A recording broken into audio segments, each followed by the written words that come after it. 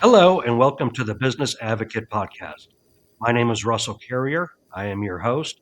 I'm also the owner of First Choice Business Brokers of East Tennessee and Nashville.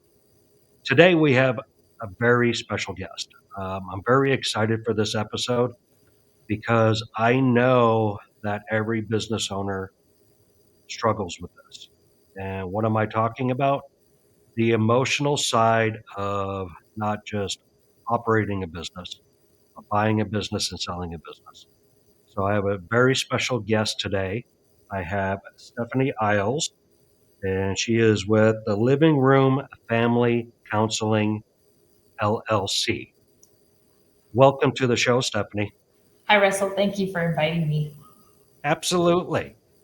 So let's give everybody a little bit about your background. When Um, did you become a counselor? Where have you practiced? Just a little bit of history.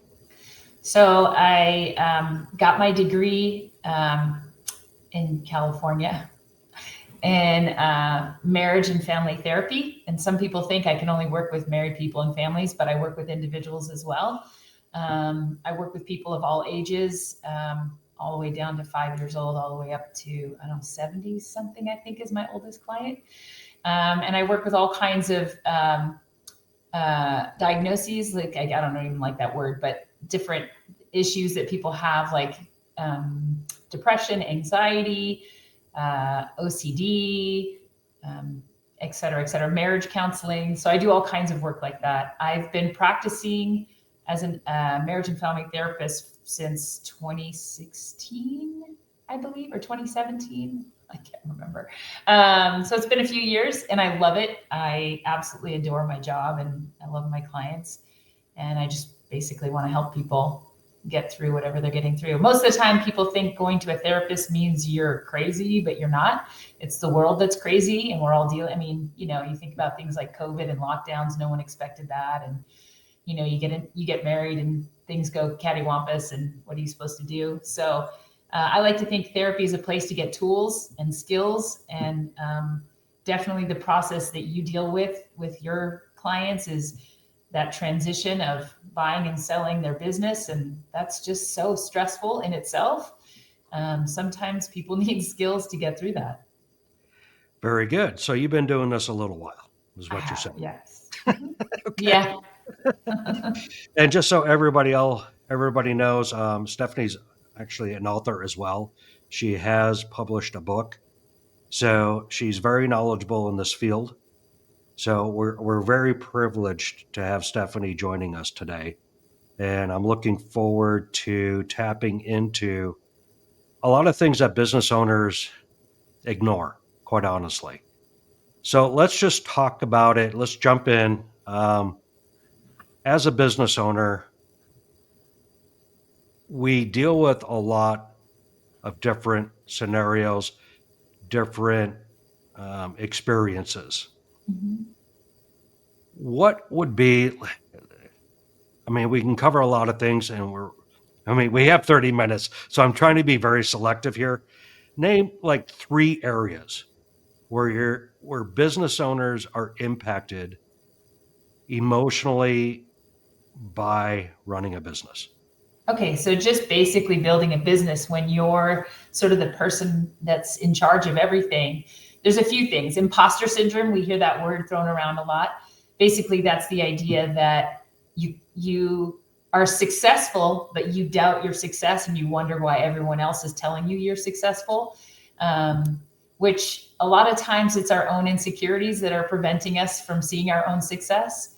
And then another one would be that sort of inner dialogue of doubts and expectations that we have. So sometimes when you're building a business, you have this idea of what success is going to be. And until you achieve that imaginary success, you don't feel successful. When in fact, maybe your business is thriving and doing really well and you've achieved success, but maybe even you're changing the goalposts as you go along and you don't allow yourself to feel it. Um, Let me see. Another one would maybe be that there's a lot of responsibility on your shoulders as a leader of a business because you have other people that might be depending on you that you just kind of feel the weight of their success and their ability to thrive. Okay.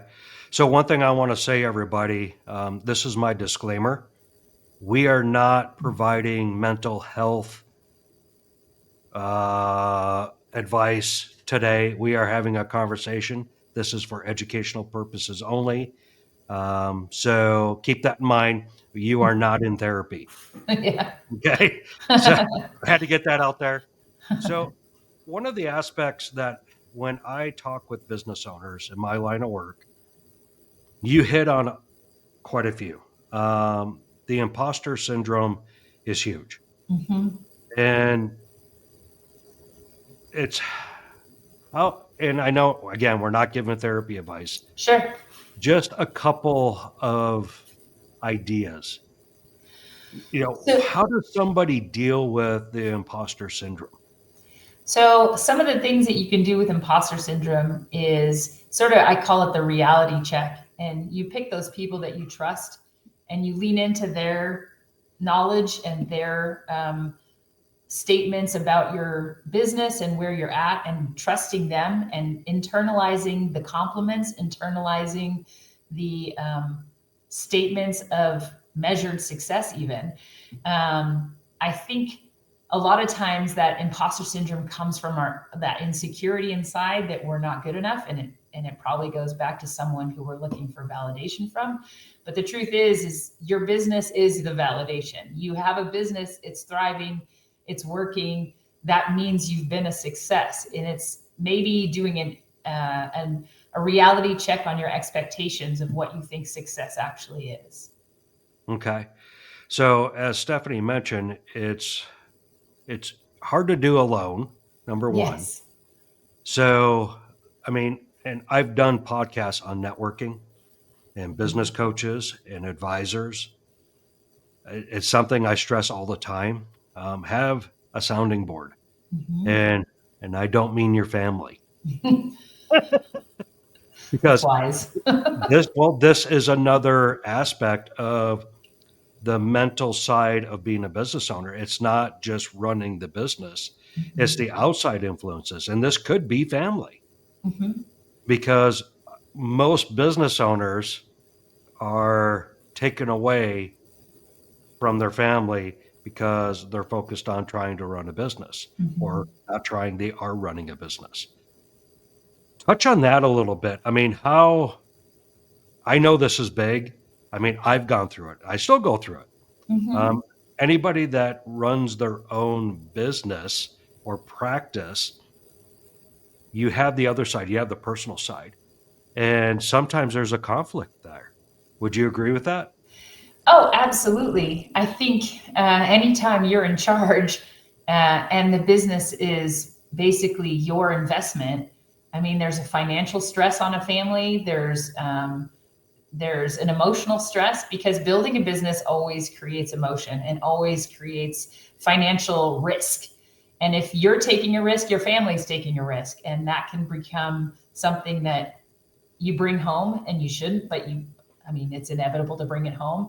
And so, yeah, there's definitely an impact on your family. If you get to the point where you've reached success, you should celebrate with your family, because they've been on this journey with you, whether you believe it or not. Hopefully, they've been supportive, but it is a very stressful time when you're building anything. Absolutely. And I love what you just said there. When you have a success in the business, celebrate with the family. Hmm. Because what I hear a lot is the family is resentful Mm. toward that business owner because they normally bring home the heartache, Mm. the stress, the anxiety of running the business. Yeah, So, I actually have a thing, because I have a lot of people that I work with that are business owners or business people who work in difficult industries. And I have this thing called first five. And if you're away a lot and you come home, I say the first 5 minutes should only be positive. And I want people to be connecting with their spouses, their kids, like take a minute to stop and just enjoy your family for 5 minutes before you say, this was stressful and this was a pain or whatever. But I call it the first five. And so I really encourage families to do that because I feel like you don't want to be sitting in your driveway going, I don't want to go in. And you don't want, your family to be in the house going, oh no, he just pulled up or she just pulled up. And so it's really important those first 5 minutes, if you make them positive, then at least you enjoy coming home after a stressful week and they enjoy receiving you after a stressful week. That's awesome. That is great advice. Sorry, not advice, education. So, and honestly, I love that. I'm Yeah. going to use that Good. in Everyone my should. networking. Everyone Because should. Yeah. I'm in a lot of mastermind groups Mm-hmm. where it's business owners, and because one of the loneliest positions in my opinion, in the world is being a business owner because it's very hard to open up truthfully about your business. Mm-hmm. Uh, I know everybody comes up to me, how are things going? Excellent. Couldn't be better. You know, and in reality is, we all struggle, right? Yes. There are times it's a roller coaster ride. You have your Yes. ups, you have your downs, but we don't tell anybody that. So we Mm. keep it all internal. Yes. And so I really love that 5 minutes first. That Yeah. that is really cool. Yeah. Thank I you have for a sharing that. consultation group too, actually. I meet with other therapists because being a therapist is pretty lonely as well because we have so much confidentiality that, and I'm sure a lot of business owners have a lot of confidentiality that they can't share with some people as well. And so that experience of having to keep secrets, it's good to have a group of people that experience the same thing that you can consult with and kind of share that confidentiality together, I guess. Yeah, very cool. So I'm going to transition a little bit. Okay. So we talked about the emotional side of being the business owner and how it translates to the family. And what I do in my business is I talk to a lot of owners that are thinking that maybe a family member will want to take over the business Mm. someday. And the reality is the family members, the kids, have watched their parent run this business for numerous years. And I'm going to say this just bluntly, how miserable they were Mhm. and how stressed they were and how they were disappeared from the family because of the business, and the kids want nothing to do with it. Mhm. Yeah, and I think too, there's a change in the generations right now. Like I feel like even if their dad had a great experience with their business, a lot of this new generation, they're not really interested in inheriting. Like it's funny, I read recently that like nobody's inheriting their mom's like or grandmother's like China or whatever. There's sort of this newness in this generation, and I think that comes from being connected to the web and connected to uh, like high tech. And so new and different and changing is very popular in the younger generation. And sometimes they don't want to inherit something, they want to create something. So in some ways, a man who has created or a woman who's created a business and wants to hand it off, if their child is saying, you know what, I want to create my own, in some ways that's a compliment as well, because you're telling your parent, hey, you created something and I want to do that too. I want to create something. I don't want to just jump on your shoulders and go from there. But I actually want to start from the ground up as well. So sometimes it could be a reaction that's a compliment, but it could also be they've watched a parent be miserable in their creation of this business, and they just don't want to experience that again. But it could be either one. But it seems to be a trend that people are wanting to be in a more new experience than inheriting things. I don't know. That's just the new generation of everything's new, I guess. Yeah. So you have the one side from the kids looking at it because of the parents, what they brought home. Mm-hmm. And now you have the business owner who feels rejected Mm-hmm. on the opposite side. So I think what you just mentioned, it may not have anything to do with the business itself. Mm-hmm. or that they've maybe it was a pleasant experience with the business owner of the family, but they want to start something on their own. Right, right. And it's really hard because children are really unique from their parents. We know that they seem like they're like their parents, but they like different things. I have a son who loves music, and I am musically challenged. And I have another son who can do calculus in his head. And so I love math, but not at that level. And so it's really interesting that we expect our kids to kind of be like us because we see echoes of us, but the truth is they're kind of unique in themselves. And it could be that that business just doesn't resonate with them. And it's not that it's not a successful or great business, it's just that for them, it's not what brings them joy and what they want to connect with. Absolutely. So let's talk about when a business owner is considering selling a business. It's something I obviously deal with on a daily basis. And and I know people get it, and I hear it all the time. People are emotionally attached to their business. Mhm. Let's talk about some of the emotions that go along with when you're considering exiting your business. Sure. I mean, probably the primary one is this is your baby. You created this, you built this. It was you took the risk. You built something from ideas that you pulled in. You achieved collecting all the resources that you need to get where you are, and it becomes you get attached. This is your creation, and it's not easy to hand it off to someone else because you get into your head and start what ifing yourself, and what if this person doesn't take the care for it that I did, or what if they run it into the ground, or what if this, what if that. And it's really hard to let go of something that you've created and put your heart into. Absolutely. One of the other aspects that I see a lot is what comes next. Um, Yes.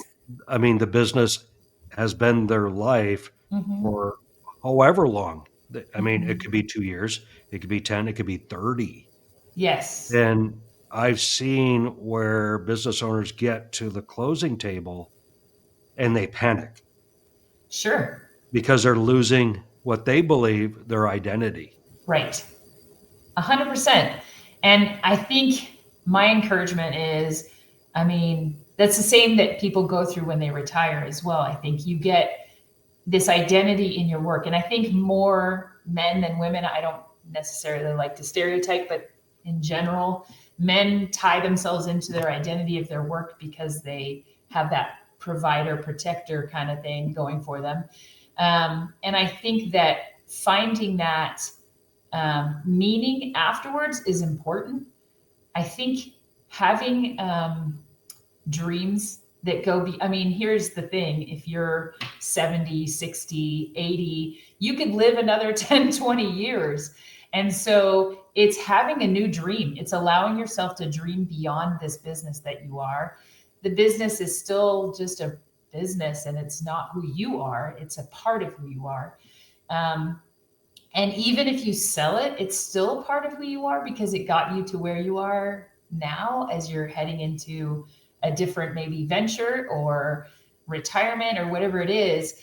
Um, Finding that new purpose is kind of allowing yourself to dream outside the box again, like you did when you were 20 or 19, or finishing up high school, and imagining a different. I like to think of it like, how many lives do you have in your life? Like, how many times do you get to go through something? I started out as a financial advisor and analyst in high tech way back when, and now I'm a therapist. And I think, like, each one I've had a great experience and I've grown in. I think it's an opportunity actually to grow in a different area, and actually that challenges our mind. And I don't know, I think it's kind of exciting for someone to be willing to take a leap of faith that there's other things out there for them. And if they've created, here's the thing that they can hold on to, they've created this amazing company and it's a success.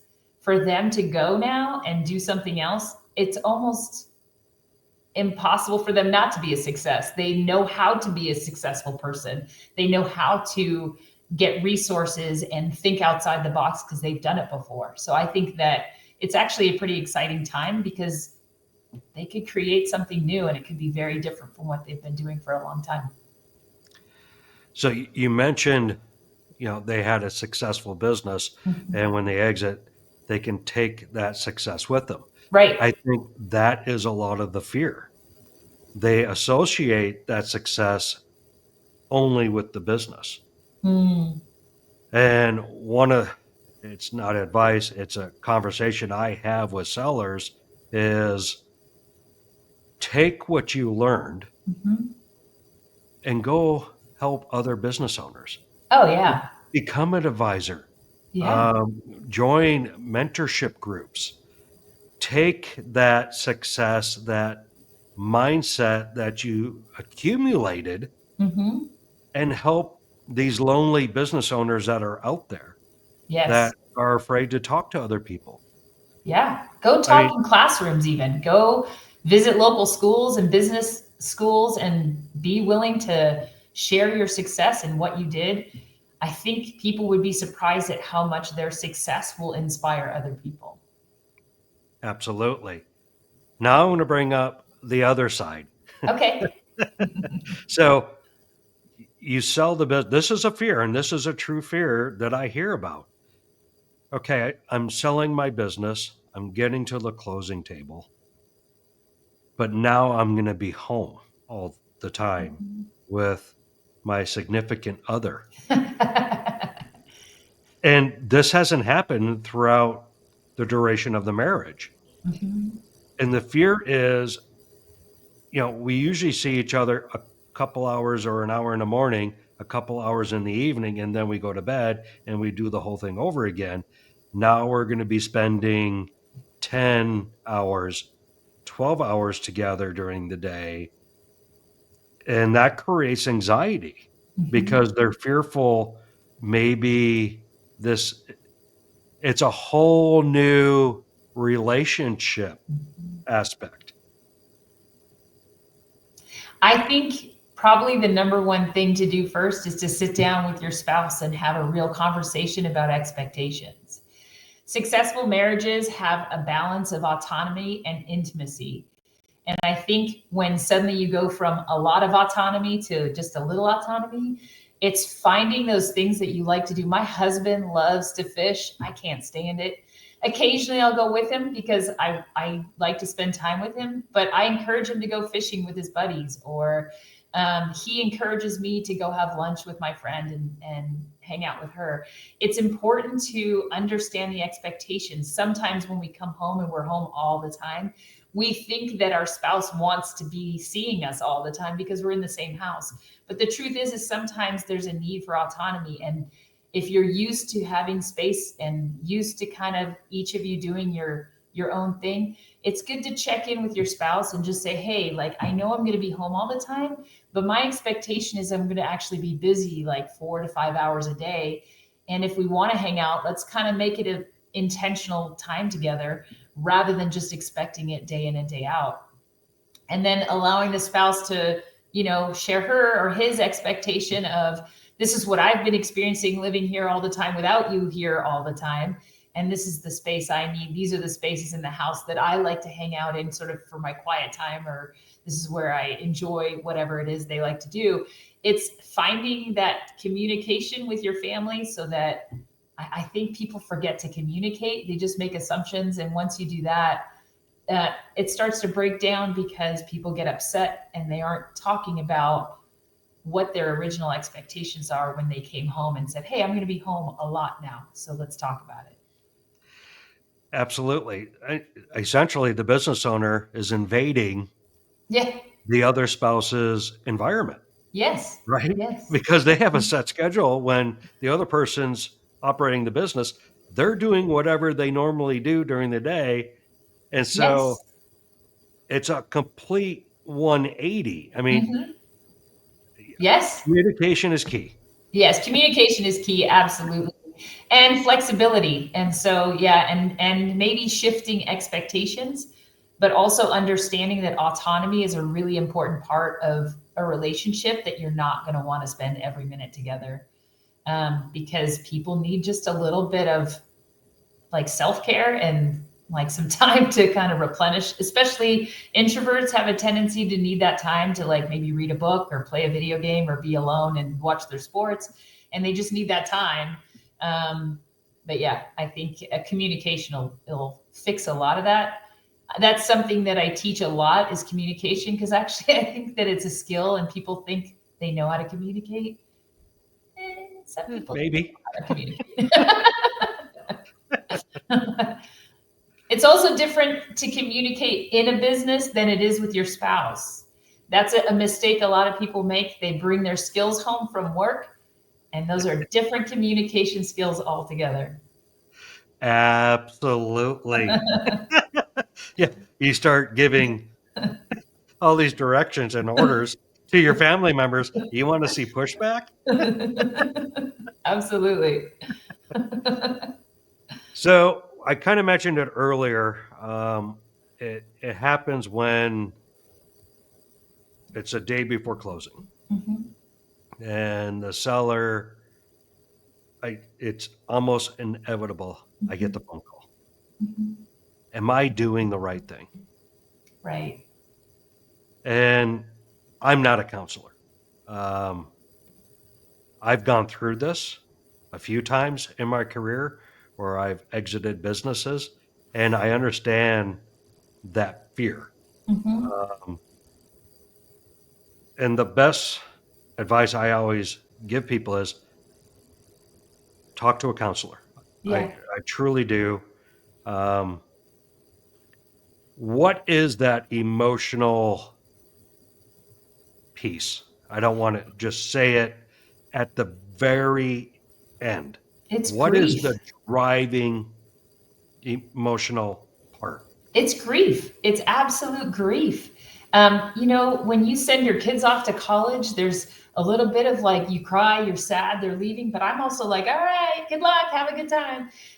When you're saying goodbye to your business, there's a lot of conflict in your mind, because there's part of you that's like, I'm finally going to be happy and move forward, and I get to unload this thing that I've like created. But there's a part of you that's grieving, because it's a major transition. Anytime you do a major transition, you're going through grief, and people underestimate the power of grief. It sometimes is felt physically. You get tired, you feel strain, and you're wondering, I'm excited about this, but why am I feeling so awful? And the truth is, it's grief. You're saying goodbye to a big piece of your life. And I think it's important to allow yourself to feel those feelings. It's not stress, it's not anxiety, it's actually just grief. It's just your body letting go of something that you cared a lot about. And so I think it's important. I definitely teach people how to grieve, because I'm terrible at grieving. Sometimes I have to remind myself what I teach other people. Grief, it happens all the time. It's anytime we're saying goodbye to one thing and turning to something new and unknown. That's frightening, but it's also a grief process. I let business owners know that are thinking about selling to be prepared. Yeah. Um, it's like a death Mm-hmm. or a divorce. 100%. Um, they're very similar mentally when as you mentioned several times, it's a loss. Yes. Um, go ahead. I I'll, was gonna say that it is more like a death, because I than a divorce. Divorces can get messy, but I feel like it's more like a death, because you had this experience that was good. You loved it, just like you love the people that pass away, and you carry a piece of it in your heart and in your mind, and you think about it, and you have memories, and you have connection to it. But you also are letting go, and you're kind of saying, I'm going to take the part of the business that I can take in my heart and in my, like, what did I learn from that? And I'm going to move that forward and do something with that. And it's saying goodbye to something that was big and meaningful, but carrying a piece of it with you. awesome.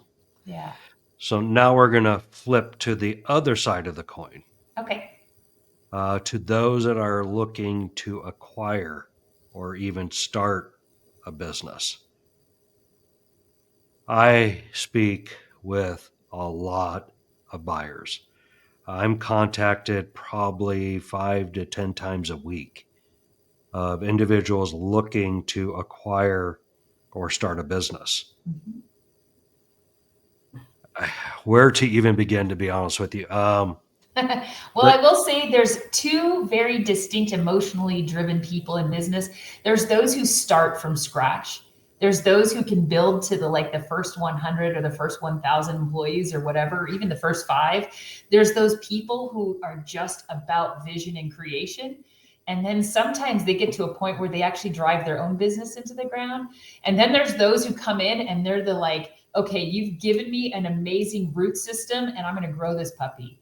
And they're the ones who are good at going from 100 employees to 1,000 employees, or they're the ones who go from the $100,000 business to the $1,000,000 business. These are the people who grow businesses. So it really depends what person you are. If you're like a grassroots, I need to start at the very base, that's such a different approach to someone who's coming in and they see a business that's successful or thriving and they're like, I can take this to the next level, I can do something big with this. That's a different person, and it's kind of two different kind of buyers, I guess. Would you experience both, or? absolutely. Okay. Um, yes, is a quick answer. Uh, so we talked about the positive sides. Yes.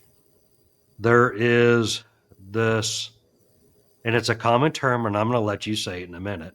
As buyers go through the process of acquiring a business, midway through, and it's usually right after due diligence, this happens. Buyer's remorse. There you go. Yeah. That's, I think, comes when you have an expectation of feeling a certain way when it's all said and done, and you don't feel that way. And I think it's hard to predict how you're going to feel at the end of a process like this because it's such a big process. I think it's good to let go of your expectations in the process from the beginning and just know who you are as a business owner and who you are as a business builder, because you're not going to have that feeling right away. It's really about you taking over and then infusing yourself into that business and getting to that goal rather than feeling it right away. Right away is not going to feel that way because you can't predict the emotions around a new business that you haven't dug your fingers into yet. Wouldn't you say? Absolutely. And so buyer's remorse is when the deal is done, you Mm-hmm. spent your money. Yeah. Um, then we'll stay on that, and then I'm going to talk about through the process. Okay. So a lot, I work with the owners. At least I invite them to work with me after they acquire a business, because exactly what you said. They expect that it's going to be this huge celebration. I'm now a business owner. Look at me. I succeeded. And then they go to work Yes. the next day and they come to realize it's not easy. Mm-hmm. There's a lot of moving parts, all the things that we talked about earlier as a business owner, the Yes. responsibility, the anxiety, the stress, that it's inevitable, right? Mm-hmm. So, yes. And then the buyer remarks, what did I do? Mm-hmm. Right. And now typically they have this huge financial obligation Right. that they owe to the SBA, a lender, private equity, whomever they got the money from. They have to pay that back. They got Yeah. to pay their employees and they got to put food on the table. Mm-hmm. And most people don't think of that in the process of buying. They close and then it hits. Oh my Yes. God, what did I just do? Yes. The rubber hits So the road, right? It's I have to do exactly. something now. So what, again, not advice, what educational information Would you share for these people that are going through this process, getting ready to close, to I temper that big, it's a high then a low? Yes, I think it's changing your expectations and understanding. I mean, I'm hoping that when people come in to see you and they're thinking of buying a business, they've thought through a little bit, asked some questions before meeting with you about what they want for their business, what they're hoping to put into their business, because I think it really isn't their business. I mean, until they really infuse themselves into it, right? Like, it's a to be in charge of everything is an emotional aspect, and it's responsibility, and you need to understand that responsibility before you even start the process, I think, of buying a business. And I think you're going to feel something either way, but I think sometimes too people label their emotions before they even know what they're feeling, and they could be thinking it's buyer's remorse, but it could also just be the like some people think anxiety's anxiety, blah blah blah. But some anxiety drives us to motivate. So maybe that feeling they're feeling is actually the motivation to go ahead and light that fire under yourself and let's do this. And so they might misinterpret and think like, what have I done? Because it's really stressful. Of course it's stressful.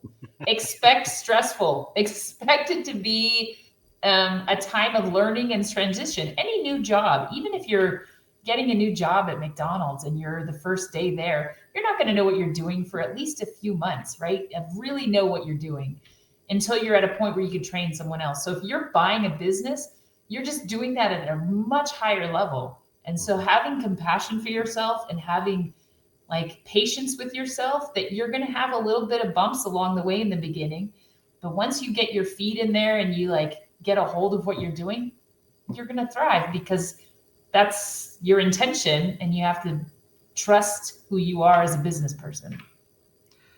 So you asked me if people have conversations with me in regard to the high and the low. Yeah. And yes, and honestly, I try to explain the process in depth, not just from the process of how the transaction is going to go to close, Yeah. but what comes after. And I get a lot of buyers that say, don't be a Debbie Downer to me. And it's not me being a Debbie Downer, it's about the reality of it. Right. There is this huge high going through the process, and you close. And I've seen this.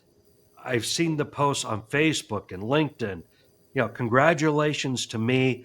I'm successful. I just bought my first business. Mm-hmm. And then I get the phone call, usually within 30 days. Oh my God, what did I do? This is Right. not what I expected. Right. It's not going to be what you expect. And so I do try to prepare buyers for that, but it's Yeah. a fine line. Yeah. I don't want them to think I'm trying to dissuade them or stomp out their dreams, because it's Right. actually quite the opposite for me. I want to see more small business owners in America. I truly do. I Absolutely. believe it's absolutely needed right now. Mm-hmm. But I also want to see people be successful and have Yes. the right expectations when they Yes. acquire this business. You talked earlier about surrounding yourself with a team a little bit. I think when you're going through this process and heading into the like what happens right after, I think it's really important to have a team that is going to bolster your success. Like it's going to come around you and kind of encourage you when you do feel that strain and stress, and you need to be reminded, hey, this is the first 3 months or this is the first 30 days. Let's get you through this first 30 days and then you got this, right? Like I think it's important to have those people around you that are going to be reminding you that you can do this. I love the idea that you talked about a group of business owners talking about, because then they can say, hey, I remember my first 30 days, I was so stressed and this, that, and the other thing. And sharing that experience, I think it's a great idea to have people meet with like-minded people that are going through like-minded or like experiences and sharing that together. Absolutely. Awesome. The other side, and this is happening a lot, there's a lot of education on the internet of how to acquire a business. And It's like and the business version of WebMD, right? exactly. And all these advisors are saying, make sure you get that business owner to stay in the business, make sure they have equity in the business, have them finance a portion of the business. And I don't want to go down that rat hole right now, but there's something that buyers can do where you have the seller stay on as a phone call advisor. Mhm. They're not part of the business. They don't Right. have equity in business. They're not financing a portion of the business, but they're available to you for the first 90 days, for the I like first that. 180 days as your sounding board, Mhm. because you're not gonna, the business changes personalities. One Yeah. personality is leaving, a new one's arriving. Yeah. And having it's like a semi-marriage in the Uh-huh. beginning. And if you divorce the seller at closing, you have no idea truly how that business ran. Right. So if you keep that relationship, and it doesn't even have to be compensated. Most sellers want to see the buyer be successful. Right. So I would put that as part of the criteria of buying a business. So in that first, especially 30 days, you can call them and say, Right. "Hey, I didn't ask you about this because we don't know what we don't know." Right. Right. And so you have that mentor Yeah, in the I love beginning. that. I think that's yeah, and that's part of your team. That's building your team, and I like the idea of them being advisors rather than being part of the business still. I think the thing about being part of the business then it's is it still really theirs or yours? And then that becomes a conflict. I think it's good if you're the owner and you take over, but you have this lifeline to that person that you can ask questions to and consult with, and the person who's given it up feels a sense of purpose still because they're being consulted, and they get that that person is taking that business seriously and that it matters to them as well. Absolutely. And they Yeah. still have the connection. Right. Right. And the flip side, and you actually grazed on it, when people want the seller to be active in the business after the closing, it confuses the rest Yeah. of the business. We know we have a new owner, but the old owner's here. Right. Is it, the new owner has these new ideas, but the old owner doesn't want to change. Right. And so it creates contention. Yeah, Yeah. It makes the expectation lines a little blurry. absolutely. So I'm going to touch on one more thing. We are running over. Okay. I hope everybody is enjoying this. We are covering a lot of information very quickly.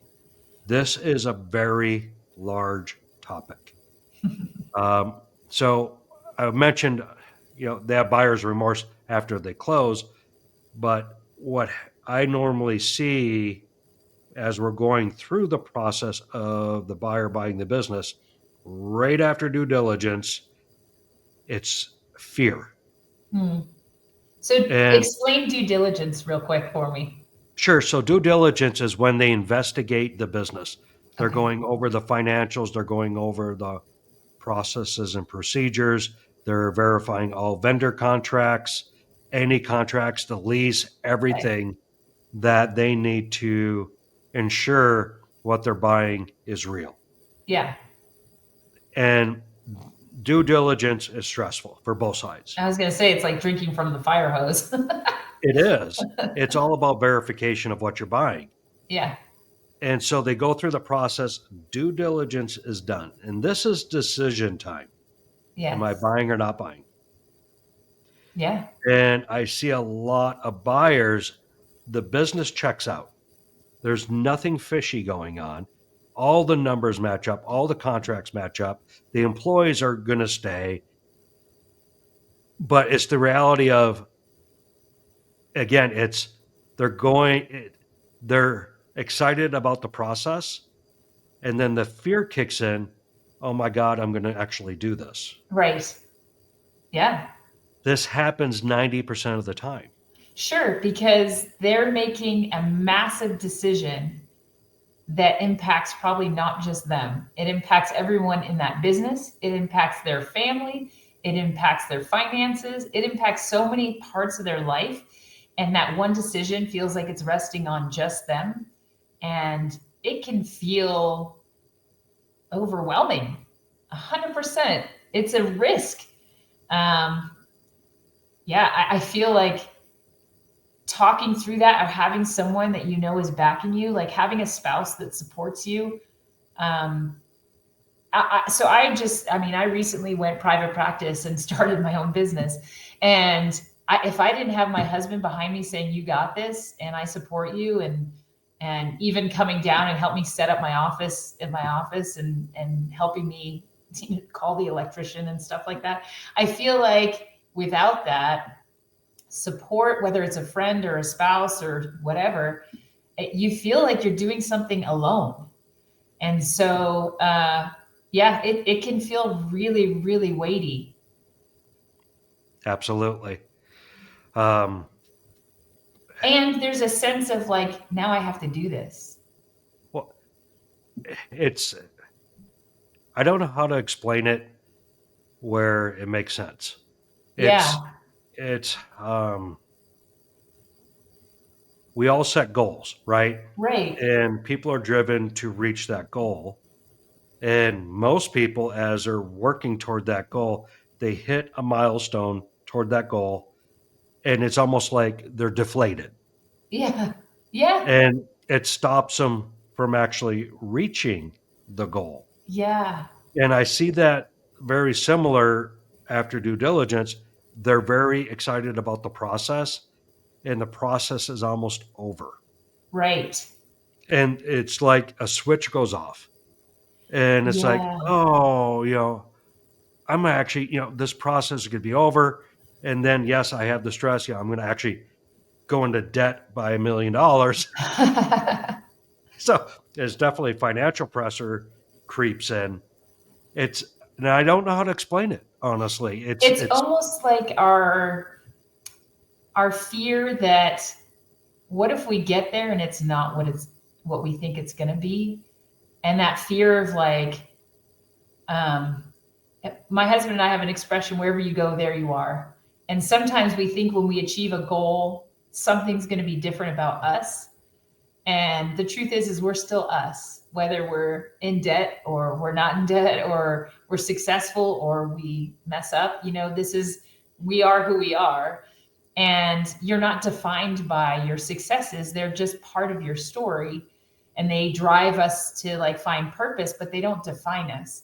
And I think those people who have been defined by their goals and their successes sometimes will get to that point and think, what if this doesn't make me feel better?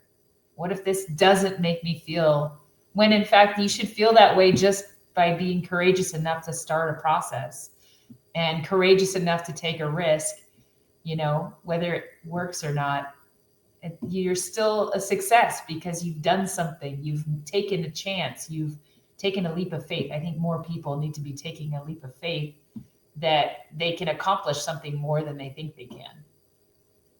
very good. I'm going to close off with that. That was a very good ending. Okay. Um, 1 minute, what advice would you give to people? I mean, we covered three actual separate topics in this 49 minutes. Parting words. Remember to surround yourself with people who support you, and remember to communicate with the people you love. Awesome. Stephanie, thank you so much. I greatly appreciate you coming on this podcast. This is something that I've wanted to do for a long time, and I very much appreciate your time. Sure. If people have questions or would like to get a hold of you, what would be the best method for them to do that? Well, so I work in Tennessee and I can work with people who live in Tennessee. So I have a website and it's www.ilesmft.com. And if you live outside of Tennessee, you might check Psychology Today to find a therapist. That's a pretty good place to start. But it's really important to talk to someone who has tools that they can give you to get through the emotional aspect of this. 100% agree. And everybody that's listening, you know the drill. If you liked what you heard, please like it. If you want to hear more episodes and be notified, hit that subscribe button. We greatly appreciate it. These episodes are for you. I don't know if you noticed, we didn't do any promotion. There was no advertisers. I didn't put any promotional products on this. These episodes are for business owners. This is what it's for. Um, if you want to see an episode on a specific topic, please let me know. Please let us know what you thought of this one. Your feedback is very important to us. So thank you again, Stephanie. Greatly appreciate you being on. My name is Russell Carrier. You've been listening to the Business Advocate Podcast.